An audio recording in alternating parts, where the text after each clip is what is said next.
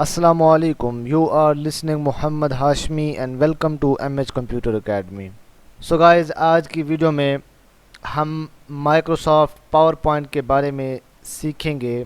सो आपने इस वीडियो को मुकम्मल देखना है और मैंने ये वीडियो उन स्टूडेंट्स के लिए बनाई है जो कि पावर पॉइंट को सीखना चाहते हैं और वो स्टूडेंट जिन्होंने यूनिवर्सिटीज़ के अंदर अभी एडमिशन लिया है और वो अपनी प्रेजेंटेशन बनाना चाहते हैं। सो उन तमाम स्टूडेंट्स के लिए मैंने ये वीडियो बनाई है और इस वीडियो को आपने मुकम्मल देखना है और इसके अंदर जो बेसिक कंसेप्ट होंगे आपके अंडरस्टैंड करने के लिए जो लाजमी होंगे वो मैं इसके अंदर आपको बता दूँगा। सो आपने इस वीडियो को स्किप नहीं करना बल्कि आपने इस वीडियो को मुकम्मल देखना है। इंशाल्लाह इसी वीडियो के अंदर आपको बहुत ज़्यादा फ़ायदा होगा। सो वक्त ज़ाया के बगैर चलते हैं आज के टॉपिक की जानिब। तो सबसे पहले आपने माइक्रोसॉफ्ट पावर पॉइंट को ओपन कर लेना है। जैसा कि आप देख रहे हैं मैंने यहाँ से इसको ओपन कर लिया। अब सबसे पहले जो बात आती है वो ये है कि यहाँ पे ये आप फाइल के ऊपर क्लिक करेंगे, इनको बोलते हैं हमारे पास टैब्स।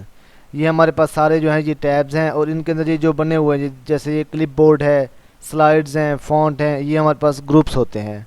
ठीक है, ग्रुप्स के अंदर फिर फर्दर जो है ना ऑप्शन होते हैं आपके पास। सो यहाँ पे हम फाइल के ऊपर क्लिक करेंगे और देखिए यहाँ पे हमारे पास कुछ ऑप्शंस हैं। ये है इन्फो का, अगर आपने इन्फॉर्मेशन इसके अंदर देखनी हो और ये अगर न्यू फाइल आपने क्रिएट करनी हो तो यहाँ क्लिक करेंगे। उसके बाद अगर कोई फ़ाइल आपकी बनी पड़ी है ऑलरेडी उसको आपने उठाना है, फेच करना है इधर, तो आप ऑप्शन के ऊपर क्लिक करेंगे। उसके बाद सेव करना हो, सेव एज़ किसी और एक्सटेंशन के साथ सेव करना हो। उसके बाद अगर आपने डायरेक्टली इसको प्रिंटर के ज़रिए प्रिंट करना हो तो आप यहाँ से कर सकते हैं इसको और यहाँ से शेयर कर सकते हैं। इसको एक्सपोर्ट भी कर सकते हैं कि सम टाइम जो है वो आप इसको कहीं और लेकर जाना चाहें फ़ाइल को किसी और फॉर्मेट में तो एक्सपोर्ट भी कर सकते हैं और यहाँ से आप इसको क्लोज़ भी कर सकते हैं। और इसके बाद अगर आप सेव करना चाहें इसको तो ये आपके पास वन ड्राइव जो होती है गूगल के अंदर, गूगल की तरफ से आपको मिलती है वन ड्राइव, आप उसके अंदर भी सेव कर सकते हैं इसको। और उसके बाद जो है कंप्यूटर के अंदर जहाँ पे आप चाहें वहाँ पे आप इसको स्टोर कर सकते हैं। तो सबसे पहले हम यहाँ पे एक न्यू फाइल क्रिएट कर लेते हैं। यहाँ पे आपने क्लिक करना है और ये देखें यहाँ पे हमारे पास डिफरेंट थीम्स आ रहे हैं। ये डिफरेंट थीम्स हैं और इनका जो लुक होगा, जो इनका इंटरफेस होगा आपकी स्लाइड्स का, वो कुछ इस तरह का होगा। तो जो थीम आपको अच्छी लगे आपने उसके ऊपर क्लिक कर देना है। तो उसी तरह का जो थीम है वो आपकी स्लाइड्स के ऊपर शो होने लगेगा। सो यहाँ से हम ब्लैंक को सिलेक्ट करते हैं, ब्लैंक प्रेजेंटेशन को सिलेक्ट करते हैं हम लोग और ये देखें हमारे पास कुछ इस तरह का इंटरफेस आ रहा है। ये स्लाइड्स है हमारे पास, जो फर्स्ट स्लाइड है वो हमारे पास कुछ इस तरह की है। सो इसके अंदर देखें आप सबसे पहले जो है ये हमारे पास स्लाइड है और स्लाइडें जो है वो यहाँ पे शो होती रहेंगी। अब यहाँ पे देखना है कि हमारा जो टैब है ये हमारे पास होम टैब है। ठीक है, होम के अंदर हमारे पास नंबर ऑफ़ ग्रुप्स हैं। ठीक है, यहाँ पे हमारे पास 6 ग्रुप्स हैं। ठीक है, तो अब यहाँ पे मैं कुछ टेक्स्ट करता हूँ, मैं अपने चैनल का नेम लिखता हूँ। ठीक है, मैंने यहाँ पे चैनल का नेम लिखा। अब मैं चाहता हूँ कि मैं इसको कट करूँ, यानी इसको मैं यहाँ से उठा लूँ, फैच कर लूँ और किसी और जगह पे फेंक दूँ। तो यहाँ पे ये देखें ये लिखा हुआ है कट, तो अब यहाँ से कट करेंगे तो ये हमारे पास कट हो गया। अब इसका मतलब ये नहीं कि ये ज़ाया हो गया, नहीं, यहाँ से हट गया।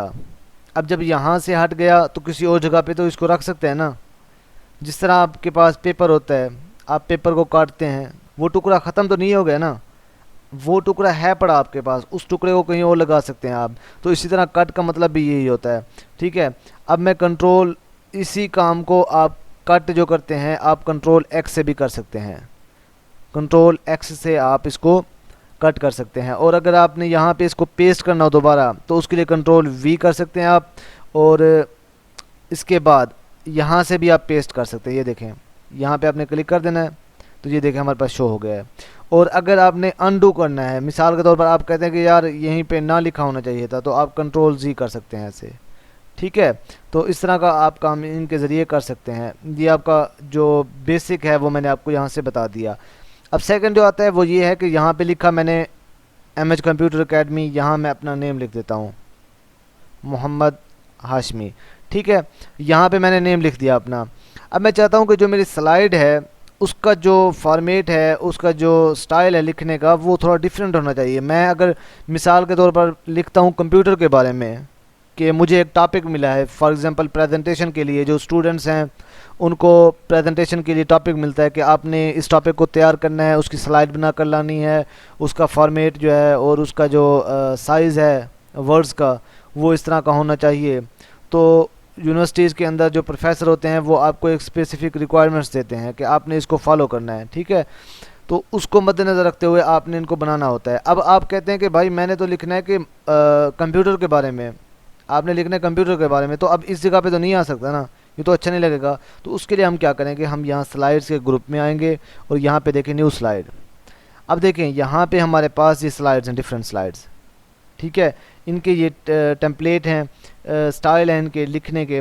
अब देखें यहाँ पे नीचे लिखा भी हुआ है कि टाइटल स्लाइड। अब ये क्या है, टाइटल स्लाइड है, ये वाली जो है ये भी टाइटल स्लाइड है, ठीक है ना, इसी को हमने यहाँ पे लगाया हुआ है। अब इसके बाद इसको देखें, देखिए यहाँ पे क्या है, टाइटल एंड कंटेंट।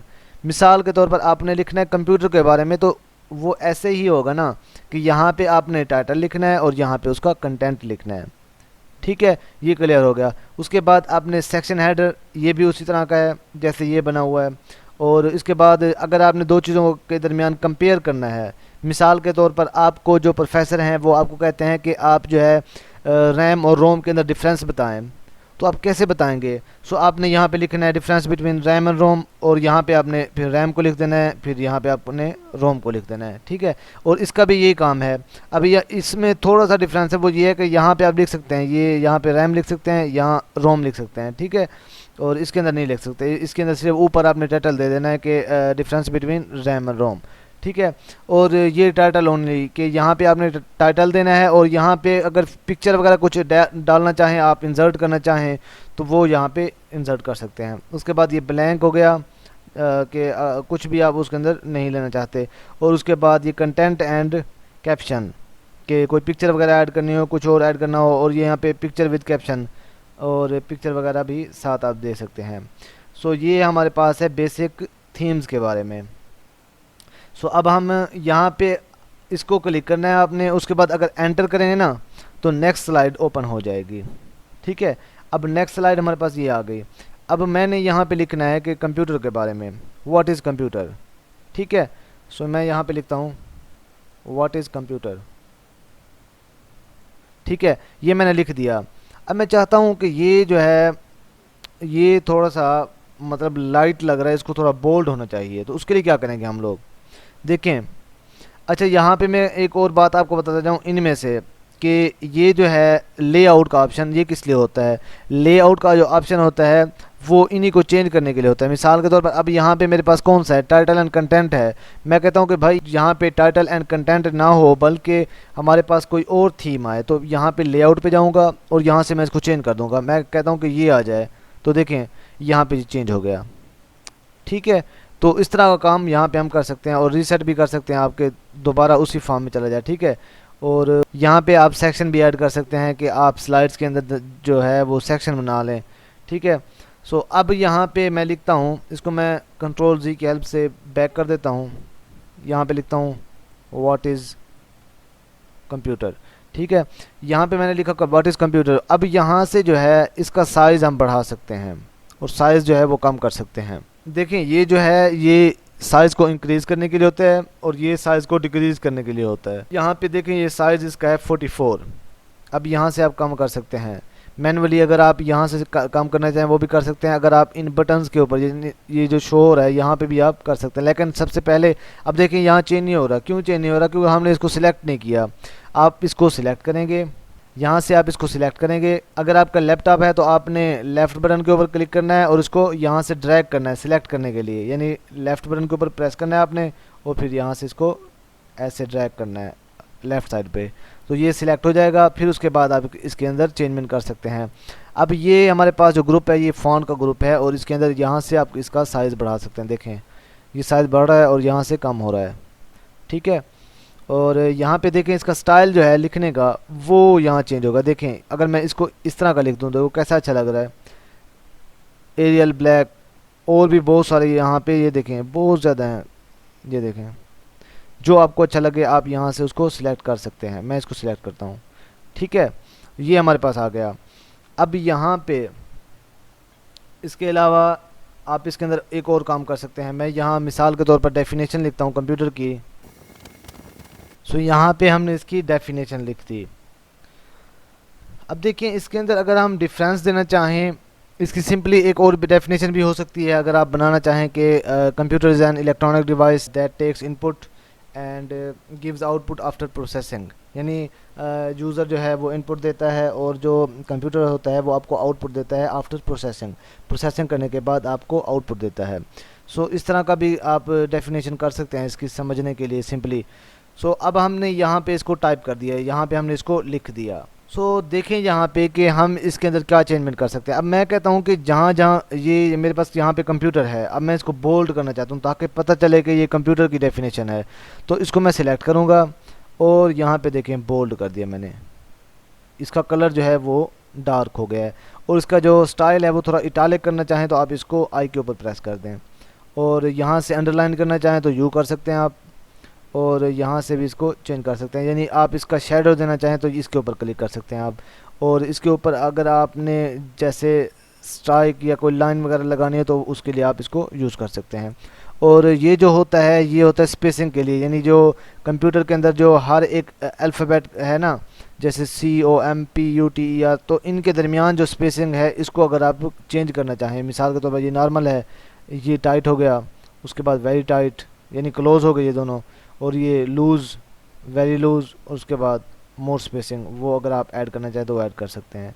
ठीक है, ये हमारा कवर हो गया। और ये क्या काम करता है, ये आपके पास सेंटेंस केस होता है कि अपर केस जो है ये देखें, ये लोअर केस सारे अल्फ़ाबेट जो है ना स्मॉल केस में आ जाएंगे।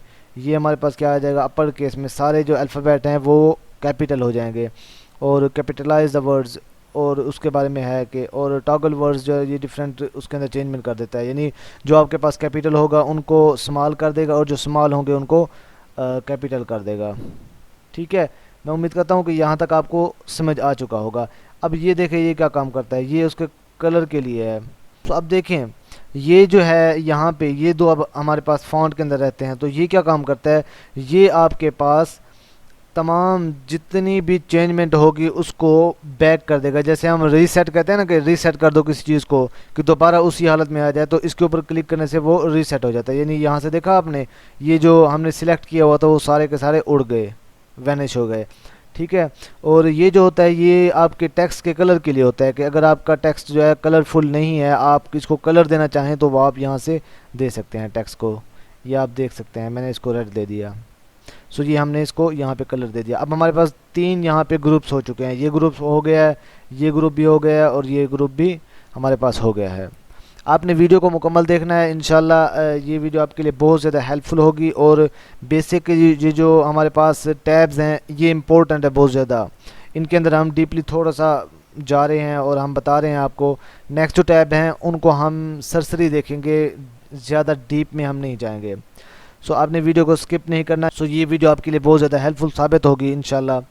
सो उसके बाद हम यहाँ पे देखते हैं पैराग्राफ। अब देखिए पैराग्राफ क्या होता है, ये आपके पैराग्राफ की सेटिंग के लिए होता है। अब वो कैसे, वो ऐसे कि आपने मिसाल के तौर पर इस लाइन को मैंने नीचे लिख दिया। ठीक है, इसको मैं कर लेता हूँ यहाँ से सिलेक्ट, ये आ गया सिलेक्शन में। अब देखें आपने इस के ऊपर क्लिक किया और यहाँ पे ये देखें चेंजमेंट, देखें कहाँ चेंजमेंट आ रही है, यहाँ पे चेंजमेंट आ रही है इस जगह पे। जैसे हम उर्दू में टाइप करते हैं और पॉइंट्स बनाते हैं, तो इसी तरह ये भी पॉइंट्स बनाने के लिए होता है ये हमारे पास। और यहाँ पे आप इसको नन भी कर सकते हैं। ठीक है, ये हो गया। अब ये क्या होता है कि जैसे हम MCQs बनाते हैं, पेपर बनाते हैं स्टूडेंट्स का, तो वो हम ऐसे ही करते हैं। यहाँ पे जो MCQs होते हैं उनको सिलेक्ट करके फिर यहाँ पे नंबरिंग दे देते हैं। ये देखें जो भी आप देना चाहें, रोमन में दें या फिर आप अल्फ़ाबेट में दें, नंबरिंग में दें, जिसमें देना चाहें आप दे सकते हैं। ठीक है, और उसके बाद ये जो है ये आपकी ये जो आपका टेक्स्ट होता है उसके लिए यहाँ पे ये हम इसको यूज़ करते हैं कि आपका जो टेक्स्ट है वो राइट साइड पे होना चाहिए, लेफ़्ट साइड पे होना चाहिए, सेंटर में होना चाहिए, या इक्वली होना चाहिए। ये देखें ये जिनके अंदर डिफरेंस आ सकता है वो आपको शो करवा के दिखा देगा। ठीक है, ये आप इस टेक्स्ट को देख रहे होंगे, इसके अंदर चेंजमेंट आप देख रहे होंगे। सो इसको हमने देख लिया और इसको भी देख लिया। और ये किस लिए यूज़ होता है ये आप देख सकते हैं यहाँ पे। ये देखें ये साइज़ इसका क्या हो गया, कम हो गया यहाँ पे। ये देखें यानी उसको वो टेक्स्ट को जो है वो स्मॉल कर देगा, थोड़ा सा राइट की तरफ कर देगा। ठीक है, जिस तरह हम पॉइंट्स लिखते हैं, पैराग्राफ लिखते हैं बड़ा और उसके अंदर कुछ एक दो पैराग्राफ छोटे आ जाते हैं, मतलब शॉर्ट पैराग्राफ, तो उसके लिए हम इसको यूज़ करते हैं। सो इसके अंदर फिर आप मज़ीद जो है इसको आप खुद से भी चेक कर सकते हैं, इसके अंदर मज़ीद चेंजमेंट करके आप इसको देख सकते हैं, क्योंकि हमारे पास टाइम इस कदर ज़्यादा नहीं है कि हम एक एक चीज़ को डीपली आपको बताएं करके। ठीक है, और इसके बारे में ये क्या है, आपके पास ये कॉलम्स के बारे में है कि एक जो पेज है उसके अंदर कितने कॉलम्स वगैरह वगैरह होने चाहिए, यानी जो टेक्स्ट होगा वो किस तरह लिखा होना चाहिए।